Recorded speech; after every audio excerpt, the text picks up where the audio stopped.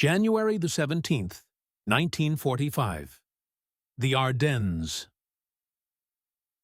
The winter fog hung low over the frozen forest, muffling the sound of engines beneath a sheet of white silence. From behind a shattered hedgerow, the familiar outline of a Sherman tank loomed forward. But this one was different. Its barrel was longer, sleeker, and the men inside knew it could punch harder than any Sherman before it. Inside, the crew was tense. The gunner's gloved hands hovered over the elevation wheel. The loader cradled a single brass shell stamped 76 mm. Outside, the metallic clatter of distant Panzer tracks grew closer. Moments later, a German Panther appeared through the mist, its armor glinting dully in the pale light. The Sherman's turret swung, steady and deliberate. A single command echoed inside. Fire. The shot tore through the fog like a whip crack, slamming into the Panther's side armor. A plume of black smoke rose, marking the end of one tank and the beginning of a new chapter in armored warfare. The gun that changed how American crews fought and how German mechanics rethought steel itself had arrived. By early 1944, the Allies were preparing for the greatest amphibious invasion in history. But beneath the vast strategy meetings and coded dispatches, a quieter anxiety was spreading through the armored divisions. American tank crews knew what awaited them in Europe, and it wasn't going to be easy. Reports from the Eastern Front were grim. The Germans had fielded tanks that seemed almost invincible. The Panther with its sloped armor, the Tiger with its devastating 88 mm gun. In contrast, the U.S. Army's main battle tank, the M4 Sherman, was reliable, easy to maintain, and produced in staggering numbers. But on the battlefield, quantity alone was no comfort when facing a Tiger head-on. The Sherman's standard 75 mm gun, designed in an earlier phase of the war, could penetrate light armor but struggled fatally against the newer German designs. Crews improvised, aiming for the thinner side or rear armor, calling in artillery or air support when direct fire failed. Still, losses mounted. In North Africa and Italy, Sherman units had learned bitter lessons. Bravery could not compensate for a gun that couldn't pierce the enemy's armor. Engineers back in the United States began asking the same question their crews were asking in the field. How long could the Sherman hold the line? The answer would come not from an entirely new tank, but from a transformation within the old one. In 1943, American ordnance engineers began experimenting with a higher velocity gun that could fit inside the Sherman's turret without overbalancing the vehicle. The goal was simple: give existing Shermans the power to fight Panthers and Tigers on something closer to equal terms. The project, led by the Ordnance Department's Ballistics Research Laboratory at Aberdeen Proving Ground, focused on the tried-and-tested 3-inch gun used on tank destroyers. Through a series of redesigns and refinements, the weapon evolved into the 76 mm M1 gun, longer, with a higher muzzle velocity, and capable of firing an armor-piercing shell at speeds exceeding 2,600 feet per second. It could punch through 100 mm of armor at 1,000 yards, a critical threshold that allowed it to threaten even a Panther's frontal plate under favorable conditions. Cannes, mid-1944, the gun was ready, but bureaucracy and skepticism slowed its arrival. Many in the U.S. Army Command believed the war would be won through mobility and numbers rather than tank versus tank duels.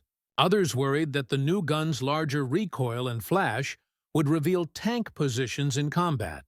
The British, meanwhile, had already upgraded some Shermans with their powerful 17-pounder gun, producing the fearsome Firefly, which would later serve alongside American units in Europe.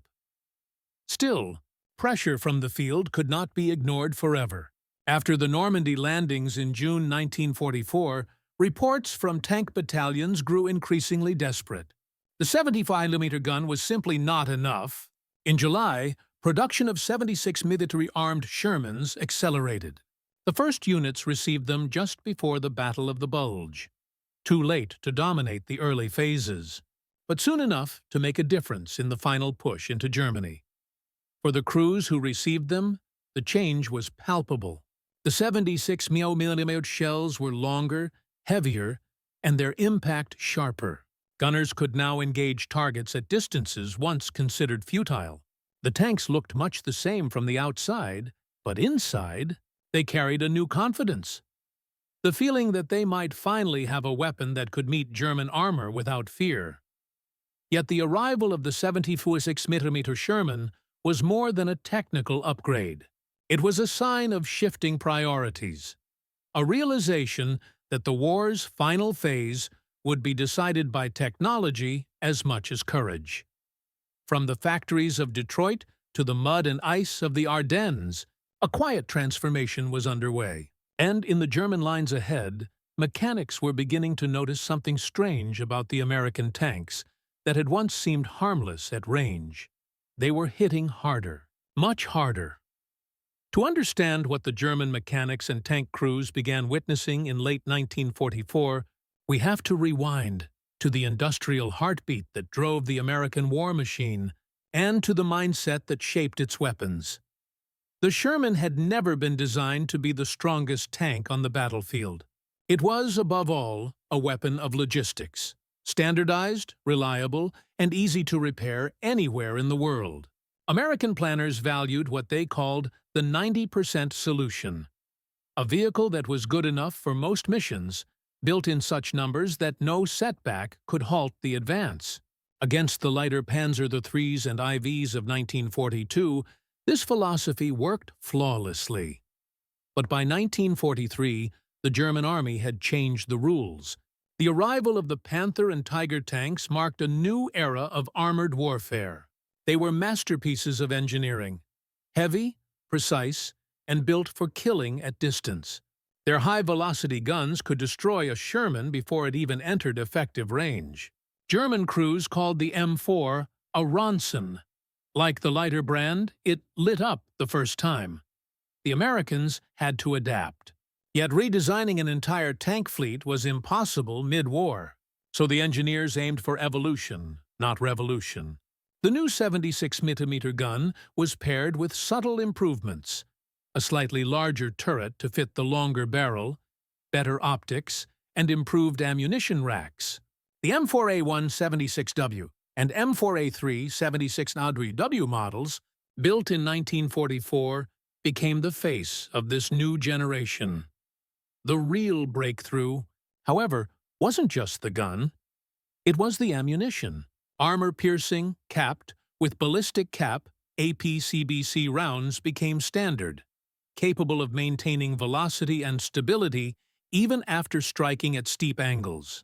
Later, the introduction of the HVAP, high-velocity armor-piercing round, with a tungsten core, gave gunners a rare advantage, speed and penetration exceeding even the British 17-pounder at close range. The problem was scarcity. Tungsten was limited, and HVAP rounds were issued sparingly, sometimes just a few per tank. Still, in skilled hands, the 76 M1 turned the Sherman from prey to predator. Gunners learned to exploit weak spots. The Panther's lower hull, the Tiger's thinner side plates. Training manuals were rewritten. Commanders began emphasizing ambush tactics, flanking maneuvers, and the use of terrain, not to compensate for weakness, but to maximize the Sherman's new reach. On the German side, the first encounters caused disbelief. Mechanics examining knocked-out Panthers near Bastogne in early 1945 reported penetrations from ranges that had once been considered impossible. At first they suspected British Fireflies, but the shell fragments and impact angles told another story. This was a different caliber, American, and faster. For German engineers, it was a jarring revelation. The Panther's design had been optimized to defeat the older 75 mm. Its sloped frontal armor, 80 mm thick and angled at 55 degrees, had been nearly impervious to anything the Americans could field. Yet now, reports were circulating of Panthers disabled from frontal hits at moderate range. While not every encounter ended in a kill, the shift in perception was unmistakable. The 76 WWII had restored something intangible to the Allied crews. Belief. Belief that their machines could hold their own in a fair fight, that skill and courage might be matched by capability. It was the moment when industrial pragmatism caught up with battlefield necessity. The contrast between design philosophies was stark. Germany's tanks were feats of mechanical artistry, but complex and time-consuming to produce. The U.S., by contrast, could build more than 5 Shermans for every Panther. The 76mm gun, then, was the equalizer, the one improvement that let mass production meet precision head-on. By the time the Allies crossed the Rhine in March 1945, over 2,000 Shermans armed with the 76mm gun were in combat service. They rolled across Europe in waves, each one carrying a gun forged from lessons written in fire and steel. And as the front lines pushed deeper into the Reich, those lessons would soon collide with reality, in engagements that would define how tank warfare was fought in the final months of the war. Angle 1. The human factor. Inside the Sherman, for the men inside the Sherman, the difference between the 75mm and the 76mm gun wasn't just numbers, it was survival. Tank warfare was a contest fought in seconds, and every fraction of a second mattered. In a duel with a Panther, the older Sherman often had to maneuver desperately just to get a side shot, exposing itself to lethal return fire. When the 76mm arrived, that dynamic shifted. Crews began to feel something they hadn't in months: control.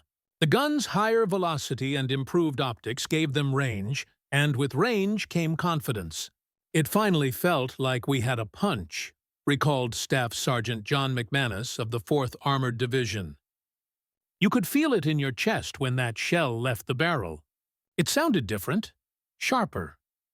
The longer barrel made the Sherman's silhouette unmistakable, a subtle reassurance to those who knew what it meant. But along with pride came responsibility. Many tankers had seen friends die in burning hulls. They knew what it meant to face a Tiger. The terror of seeing your shell bounce off its armor while its return shot cut through your tank like paper. Now, at last, there was a sense that if they played their cards right, they might survive the first exchange. The M1's recoil was fierce but precise. The loader's rhythm, the gunner's breathing, the commander's shouts, everything flowed like choreography. In the confined heat of the turret, camaraderie mattered more than courage. They weren't fighting for glory. They were fighting to keep each other alive.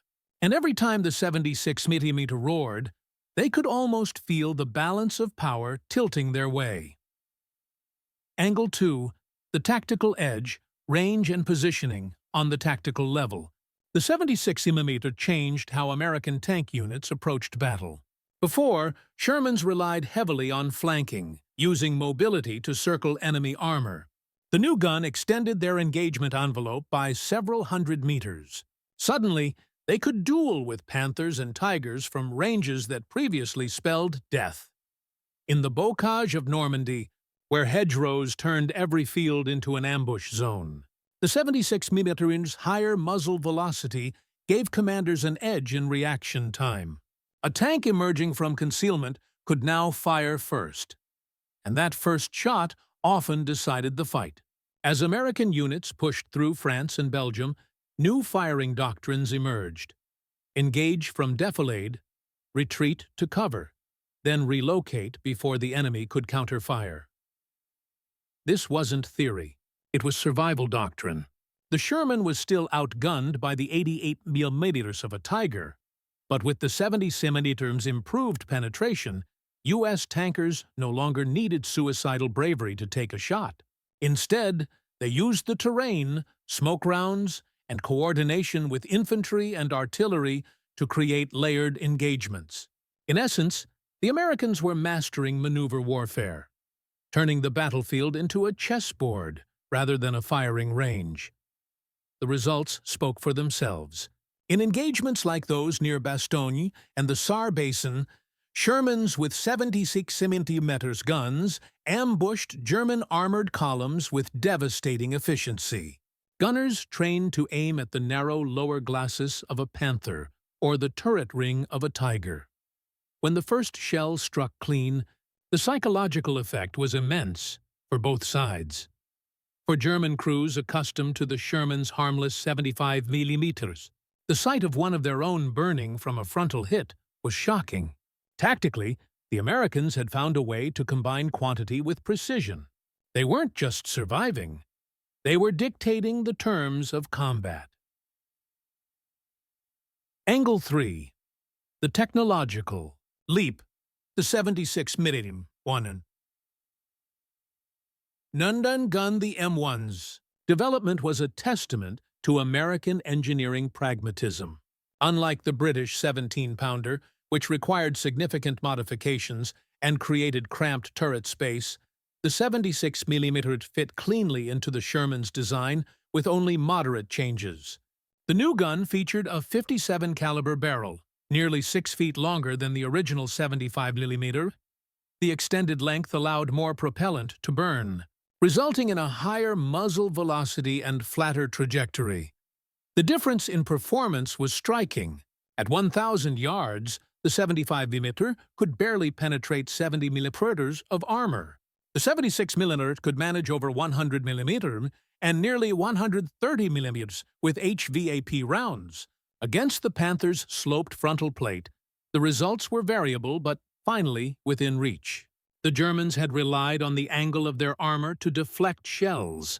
Now, American rounds were beginning to overcome that advantage through sheer speed. But innovation came with trade-offs. The 76 mm blast was loud and bright, producing a massive muzzle flash that could reveal the tank's position, a dangerous liability in close-range combat. Some commanders initially resisted its introduction for this reason, preferring the more forgiving 75 mm.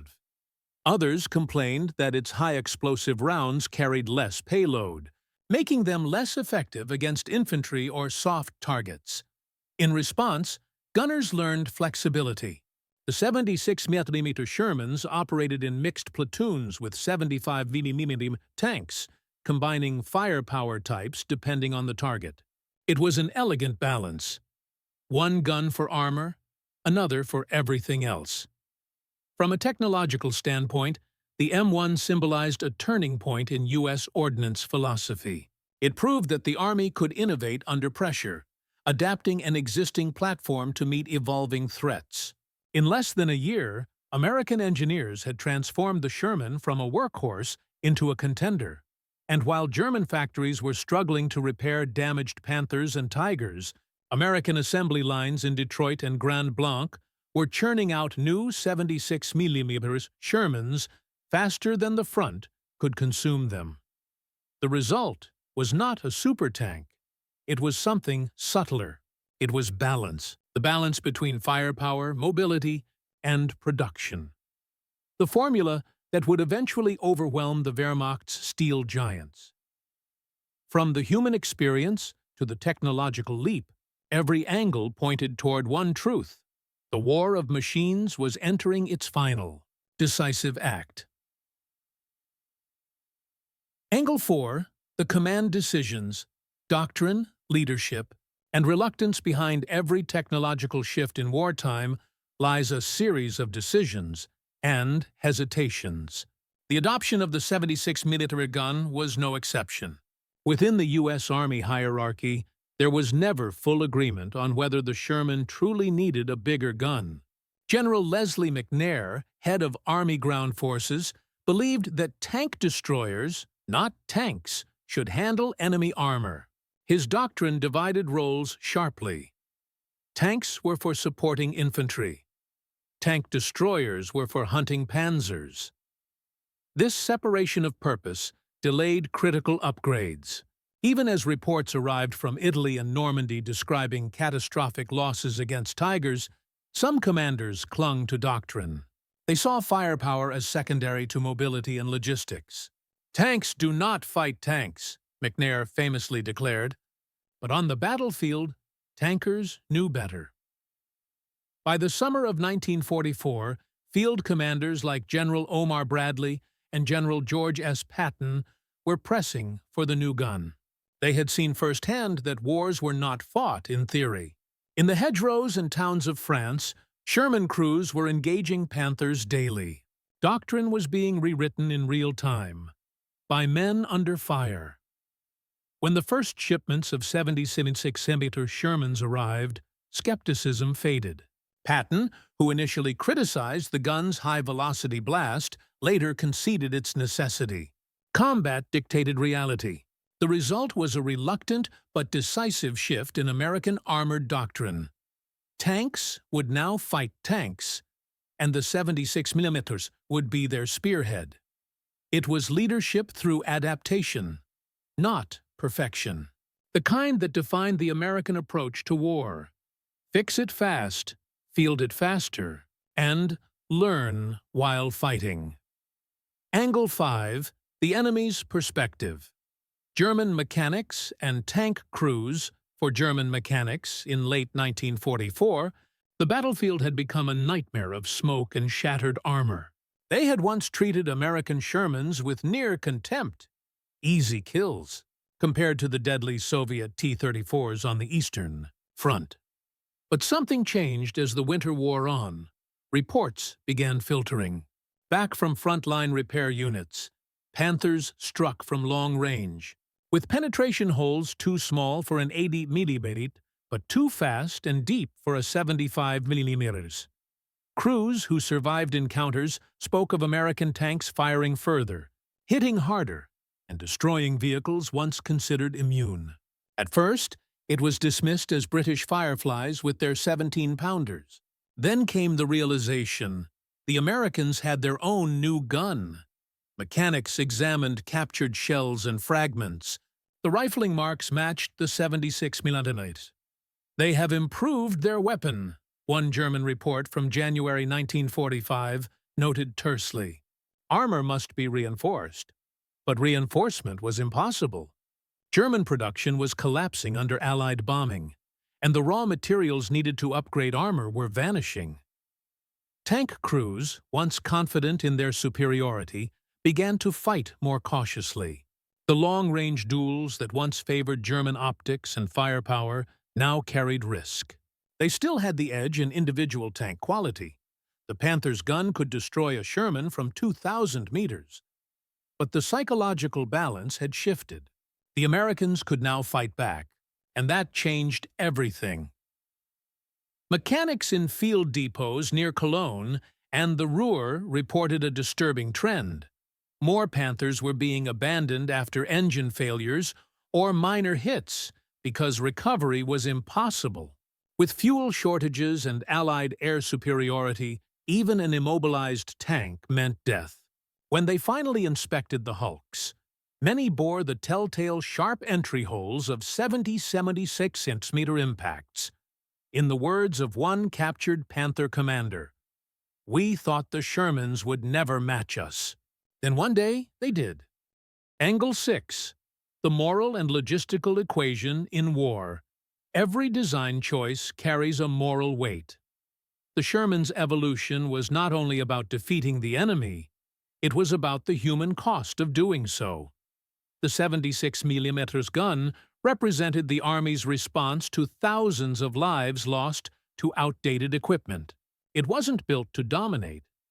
It was built to equalize. The logistical machine behind it was staggering.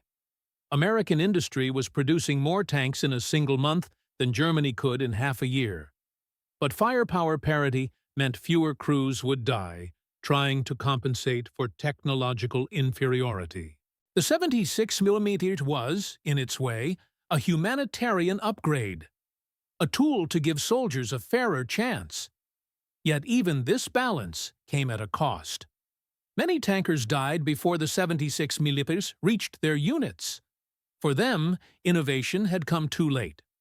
Their sacrifice forced the shift that others would benefit from.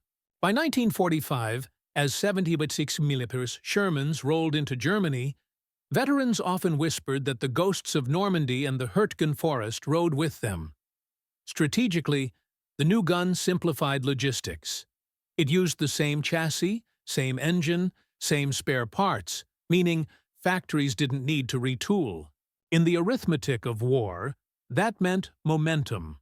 While German production faltered, American convoys of green-painted Shermans continued to pour from the ports of Antwerp and Cherbourg toward the front. Each one carried not only shells and armor, but the culmination of every painful lesson the Allies had learned since Tunisia. The 76mm was proof that adaptation wins wars, not perfection, but persistence. And that persistence was about to be tested in the fiercest confrontations of the European campaign, where every round fired and every tank lost would determine the war's mechanical climax. Because soon, those new Shermans would meet the Panthers head-on, in the bitter forests, villages, and frozen roads of Germany's final defense. February 1945. The Rhine lay ahead, the final natural barrier before the heart of Germany. Snow and ash mixed in the air as American armored columns rumbled eastward, their engines echoing through villages reduced to rubble. The Battle of the Bulge had ended, but its lessons were still fresh in every crewman's mind. For the first time, Shermans with the new 76mm gun had faced Germany's best and held their ground. In the Ardennes, it had been chaos. The weather grounded Allied aircraft, forcing tankers to fight blind, relying only on instinct and steel. Near Bastogne, units of the 4th and 6th Armored Divisions fought desperate duels with Panthers advancing under cover of snow. For weeks, the fog and cold turned every field into a death trap. At Madurai, a Sherman commanded by Lieutenant Charles Boggess engaged 3 German tanks at 800 yards. His first 2 shots, 75mm shells, bounced harmlessly off the Panther's sloped armor.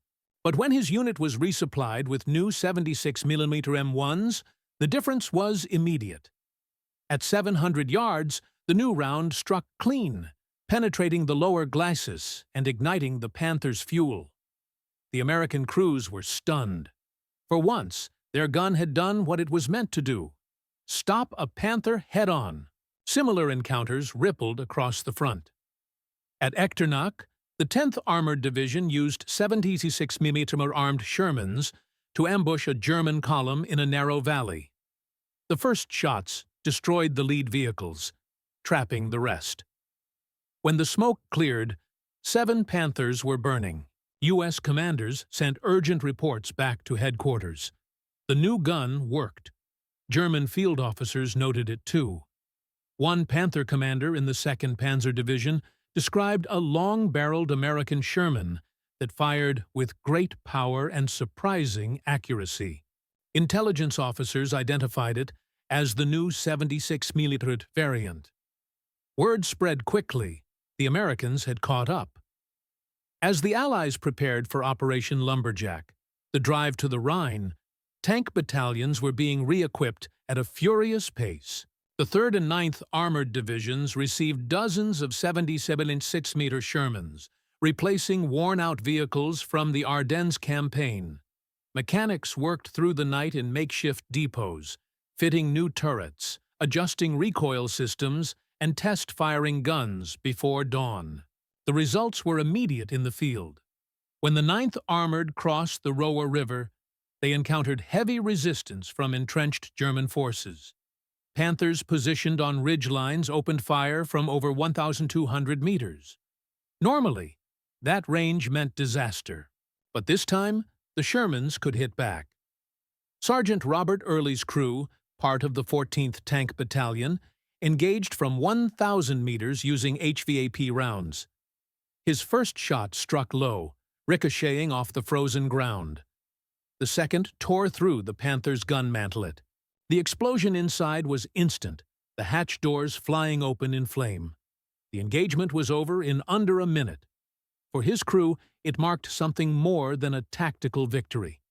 It was vindication, proof that American steel could finally match German precision. By late February, the tide of armored combat had shifted. The 77 Shermans were no longer merely surviving, they were dictating the fight. While the German heavy tanks remained deadly, they were now being hunted with methodical efficiency.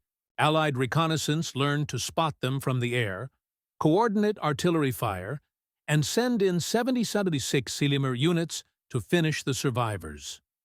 The combined arms doctrine, long preached, now perfected, reached its full expression. For the Germans, each lost tank was irreplaceable. Production had plummeted. Replacement parts were scarce. Panthers were often abandoned after minor damage because the rail system had collapsed under bombing. Mechanics salvaged what they could, radios, optics, sometimes just bolts, before setting fire to the hulls to prevent capture. In their after-action reports, German officers began to admit something they had long avoided saying aloud. The American Sherman, once dismissed as obsolete, had become a serious opponent. Its gun, though smaller than the Tigers, was sufficient to defeat the Panther at close range and occasionally at medium range, as one Wehrmacht technical bulletin described. For the Allied tankers pressing through the shattered towns of Western Germany, that sufficiency meant survival. Every duel was a gamble, but now the odds were no longer stacked entirely against them. The war of armor was entering its climax, a series of brutal, close-quarters battles that would decide who crossed the Rhine first and who burned trying. March 1945. The Rhine crossings began under thunder and rain. Columns of Shermans stretched for miles, their olive-drab hulls gleaming under the gray sky. Engineers worked feverishly to erect pontoon bridges while artillery thundered across the riverbank. The final drive into Germany had begun, and for the first time, American armor was meeting German tanks on nearly equal footing. Near the town of Remagen, the 9th Armored Division achieved what seemed impossible. They captured the Ludendorff Bridge intact. The first Shermans to cross were a mix of 75mm and 76mm variants, their crews fully aware that the Germans would try to destroy the bridge at any moment. The roar of the engines, the smell of oil and cordite, and the distant rumble of artillery filled the air. On the far side, Panthers waited in ambush among the ruins. As the lead tank rolled off the bridge, the first German shell screamed past. A near miss. The second hit home, tearing through the trailing Sherman's armor and sending a plume of smoke skyward. But the Americans did not stop. Within minutes, 76mm Shermans fanned out into the town, their turrets swiveling methodically as infantry followed close behind. In one of the narrow streets near the railway yard, a 76mm Sherman, commanded by Lieutenant Jack Holman, spotted movement between the buildings, the broad, angular silhouette of a panther. The gunner took aim through the periscope, steady despite the chaos outside. The first round, an APC shell, struck the lower side plate. Sparks exploded, followed by a dull thud. The second shell hit the turret ring. This time the Panther burst into flames. The crew bailed out, their silhouettes swallowed by smoke. By day's end, the bridgehead at Remagen was secure. It was a triumph of determination, but also a testament to technology catching up with courage. The 75mm had proved its worth again, not through superiority, but through resilience. Further north, at Wesel and Düsseldorf, similar stories unfolded. U.S. armored divisions pressed forward under constant threat of ambush. The fields were littered with wrecks, German, American, and civilian alike. When Shermans entered open ground, they maneuvered fast, keeping distance, their 76mm barrels scanning the horizon for movement. The doctrine of mobility, long preached by Patton, now had a weapon that could keep pace with its ambitions. At Paderborn, a dramatic confrontation occurred between the 3rd Armored Division and elements of the German Panzer Lehr. The Americans lost several tanks early in the fight, ambushed by concealed Panthers along the ridgeline. Then, the 76mm Shermans counterattacked. Coordinating with M10 tank destroyers, they flanked the ridge and opened fire from 900 yards. The combined assault broke the German position in under 30 minutes. When the smoke cleared, over a dozen enemy tanks lay destroyed, several with penetration holes clean through their armor, courtesy of the M1 gun. The reports astonished even hardened veterans. "The new gun did the job," one officer wrote simply in his combat diary. "We fired, and they burned." For German crews, the psychological toll was immense. Once they had felt untouchable inside their steel beasts. Now, every engagement was a coin toss. The mechanical superiority that had defined the early war years was eroding under the relentless weight of Allied production and adaptation. Panther commanders began avoiding direct confrontations, preferring ambushes or defensive holdouts. Their tanks were still lethal, but their confidence was gone. By late March, the Allies had broken through. The Rhine crossings expanded, and the Shermans, thousands of them, flooded into the German heartland. On the roads near Bonn, Cologne, and Kassel, columns of 76mm Shermans rolled side by side with British Fireflies, Canadian armor, and even French units in re-equipped tanks. The combined weight of Allied industry moved like a tide that could not be stopped. Everywhere, the signs of German collapse were visible. Abandoned vehicles, fuel depots destroyed by retreating units, broken rail lines. For every Panther that emerged from the trees, there were 10 Shermans waiting, each one armed with a gun that could now make a difference.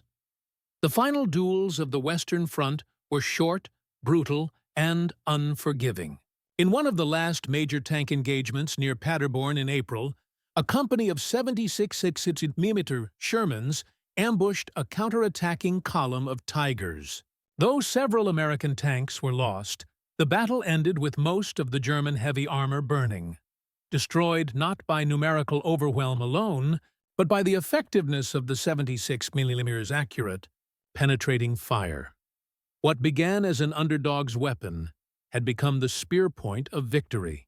The Sherman, once scorned by its enemies and doubted by its own crews, had redeemed itself in the most unforgiving test of all: direct combat.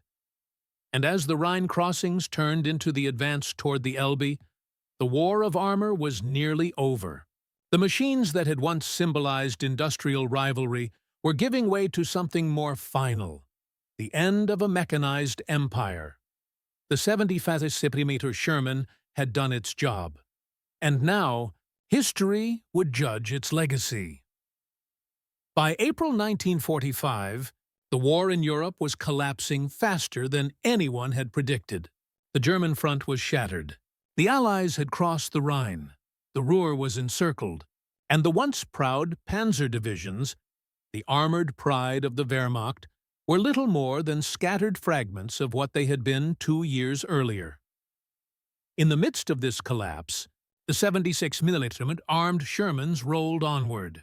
Their tracks ground over the broken roads of the Rhineland, through burned-out towns and blackened forests. They met resistance, but it was no longer from confident tank regiments. It was from desperate holdouts, ambush teams, and cadets barely trained in tank warfare. Against these remnants, the improved Shermans were unstoppable. American units now moved with an assurance that had been unthinkable in 1944. They had learned, adapted, and survived.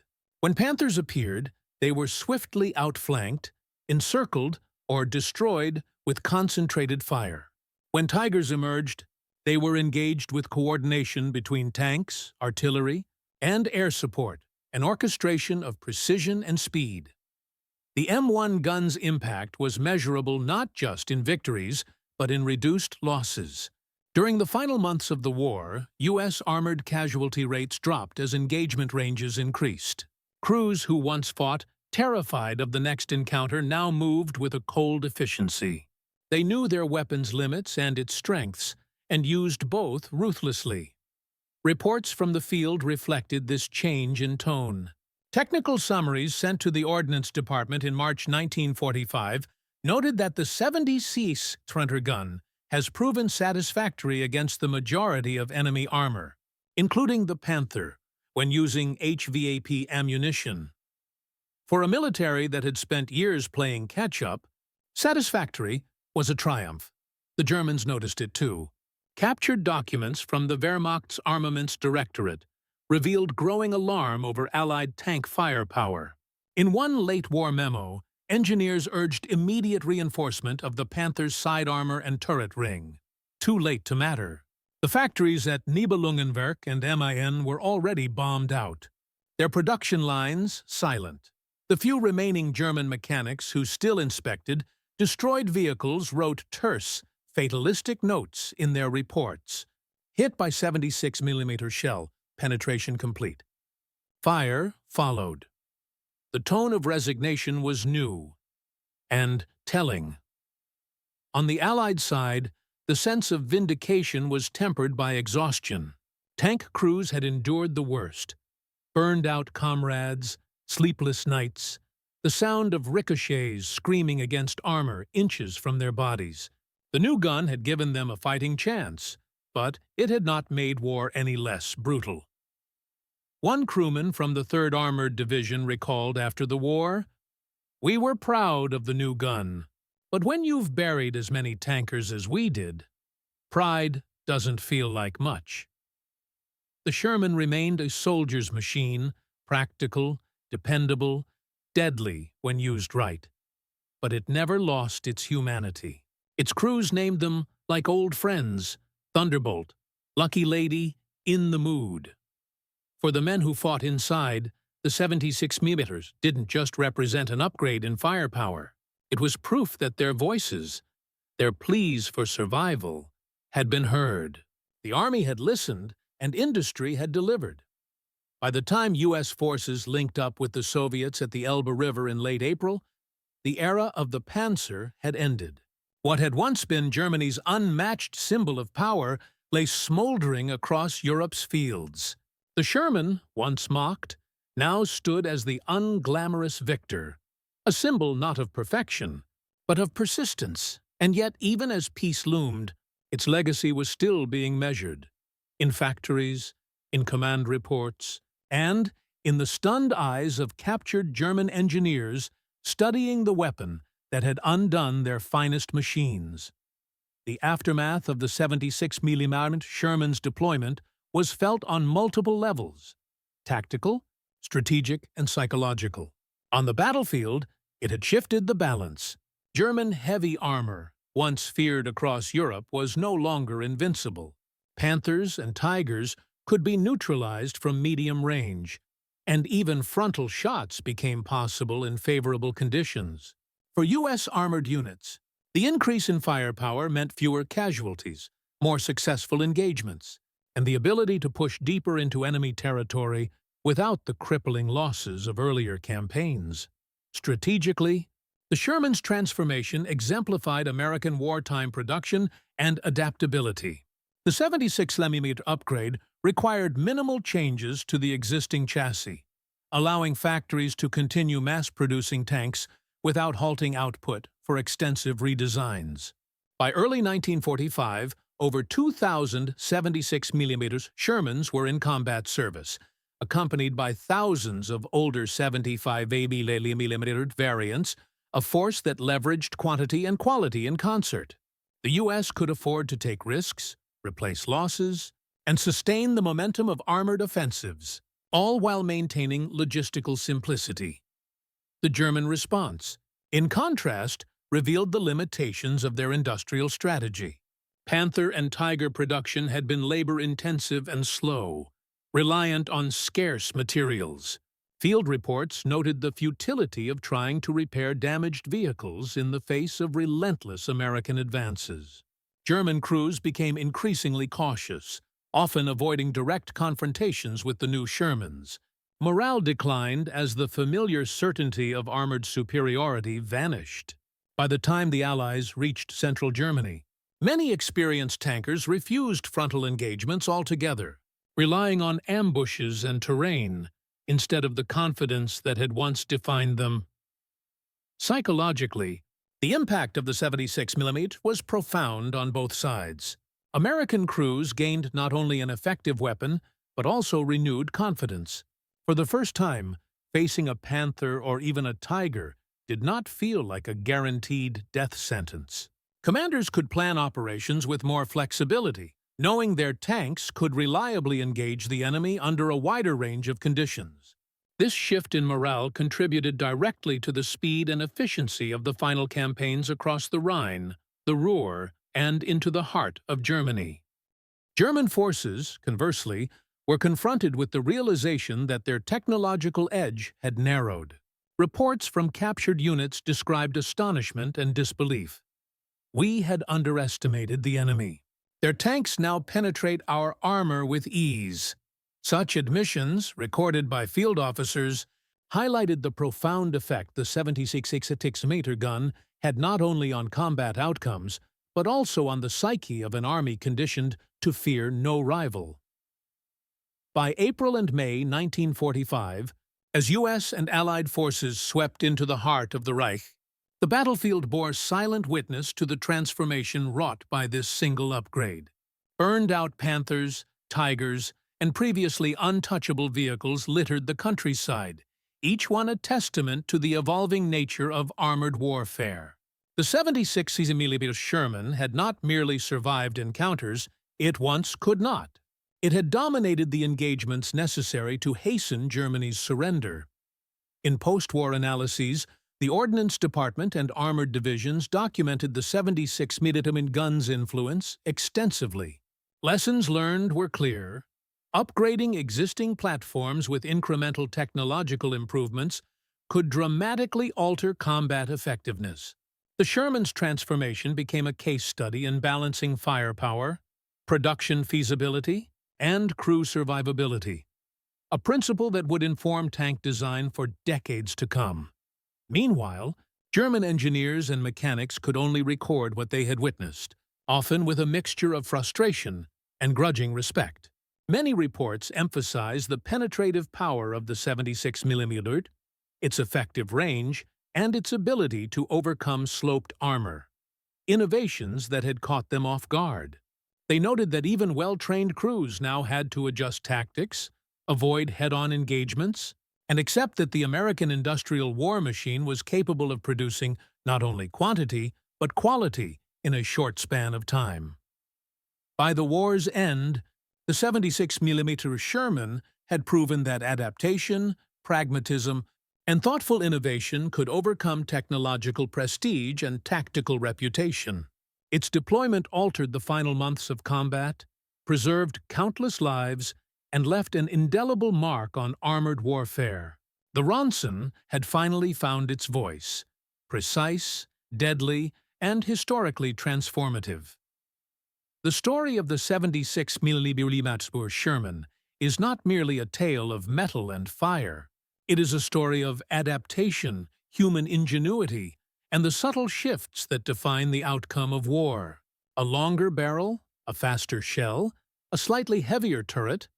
In themselves, these were modest changes, yet in the chaos of Europe's final battles, they became decisive. The gun transformed a dependable but outmatched vehicle into a credible threat against Germany's most feared tanks. For the men inside the Sherman, the 76mm was more than engineering. It was reassurance in steel. Every firing sequence carried the weight of survival, of comrades' lives, of the bitter lessons of Normandy, Italy, and the Ardennes. It gave them confidence without reducing the constant tension of combat. For American crews, the gun validated every patrol, every ambush, every gamble taken in mud, snow, and shattered towns. For the Germans, it was a bitter revelation. Their finely crafted machines, once symbols of invincibility, could be undone by an opponent they had dismissed. Mechanics who had spent months perfecting armor and optics now faced an enemy who could equalize their technological advantage with ingenuity and industrial might. The psychological impact was profound, reminding them that no design, however brilliant, was absolute in war. Strategically, the 70-centimeter Sherman demonstrated a lesson that resonates beyond World War II. Adaptability can outweigh raw strength, and pragmatic innovation often determines the fate of battles more than prestige or tradition. The Sherman's success was not in producing an invincible tank, but in creating a balanced weapon that combined mobility, production efficiency, and firepower sufficient to challenge a superior foe. In the quiet aftermath of combat, amid the wreckage of Europe and the exhausted soldiers returning home, the 76-centimeter's legacy became clear. It was a reminder that warfare is not decided by the might of a single weapon, but by the careful interplay of engineering, courage, and adaptation. In those final months, the Sherman with its 76-millimeter gun carried not just shells, but the weight of history itself, reshaping battles, preserving lives, and cementing its place as one of World War II's most consequential tanks. Even decades later, when historians examine the clash of steel and strategy, the lesson remains. Power is measured not just by the size of the gun, but by the ability to learn, adapt, and act with precision when the moment demands it.